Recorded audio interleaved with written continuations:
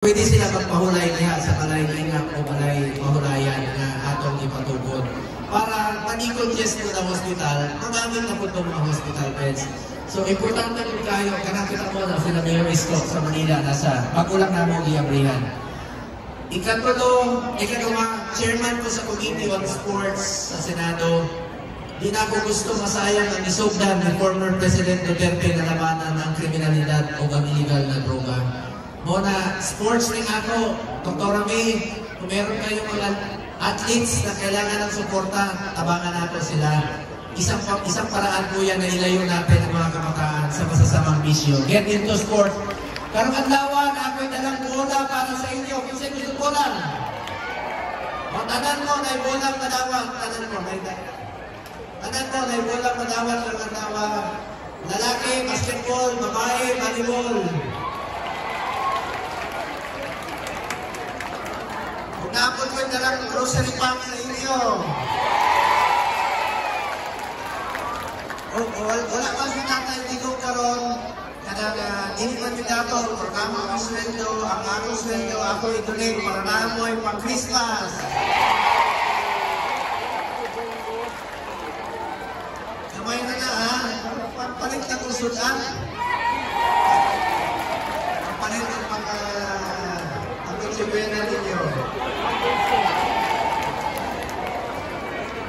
Gusto lang ako, tanan ko makadawat kung mga 600 patients na niya rin ay madawat. Basta, ang mo perme sa Ginoo, pasalamat sa kinabuhay ha.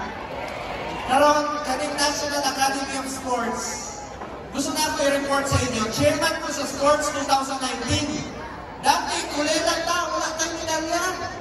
Karon na tayo gold medal sa Tokyo Olympics o na tayo duwang ka gold sa Paris Olympics. Suportahan nato ang mga atleta. Na tayo eskwelahan sa New Clark City. Pwede na mag-eskwela at the same time mag-training ang student athletes. Ihigo na itong palaon, National Academy of Sports sa New Clark City. Sayang itong pasilidad na ipatukod sa SEA Games, hindi magamit, hindi mo na eskwelahan, National Academy of Sports. Kung nanay mga kaping 200 ka scholars na nag-eskwela, pwede mag-training at the same time, mag-aaral ko. So, motong akong i-report sa inyo, o chairman ko sa Committee on Youth, sa mga kapanagunan, eskwela ng tarong, kamoy kinaugnaon aning atong nasod. Kung padayon ako suportahan ang mga programa, mga balaod na makatabang sa estudyante. Panahon ni Pangulong Duterte, pinaglaban natin ang free tertiary education, libreng scholarship sa state universities and colleges. Ngayon po, nag-file din po ako ng expanded free tertiary education para naipilihan ng atong mga estudyante. So, salamat kayo sa inyong tanan. Pinalangga mo na ako dali amping perme. Merry Christmas and a Happy New Year sa inyong tanan. O Dr. May, salamat kayo sa inyong pagmamahal sa atong mga cancer patients. Sana huwag ka magsawa na alagaan na sila. At sana magkaroon pa tayo ng another 100 years ng Survivors Day dito sa SM with the help sa ating mga meron matulungin na mga sila Jimmy, tinabangay ko sila.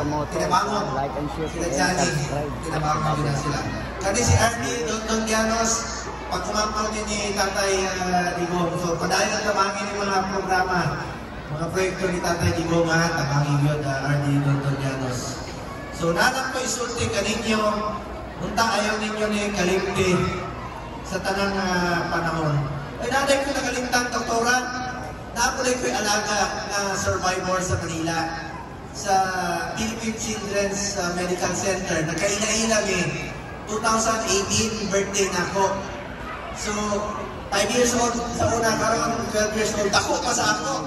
Survivor na po siya, karon kung nagabaligya siya ng mga peanut butter. Ako kayo. Kunting nakuha. Palangga kayo na ako. Si John Paul Culiao. So, napod ko yung mga pasyente na alaga po sa Manila, dili lang dali sa Davao. So, Tabangan nato yun sila kaning mga bata na nanginahanglan yun ng tabang.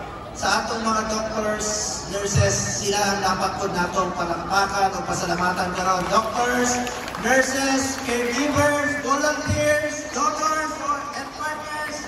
Daghang salamat sa inyong walay puwas na malasakit. Every smile, every recovery, every survivor today reflects your dedication. Ug sa atong mga survivors, continue shining and continue winning your battles. Your journey gives hope to every Filipino family still fighting. Sa House of Hope, dili lang ni pasilidad, usa ka puy anan o usa ka pahinumdom nga kung naay gugma, naay paglaom o naay kinabuhi. Mabuhay ang House of Hope Foundation, mabuhay kayong lahat, o ang akong pahinumdom sa inyo, ayaw ninyong kalimtin ang akong isulti. Mga kaisunan, kausaratan, muagi aning kalibutanan. Kung unsay kaayuhan o tapak na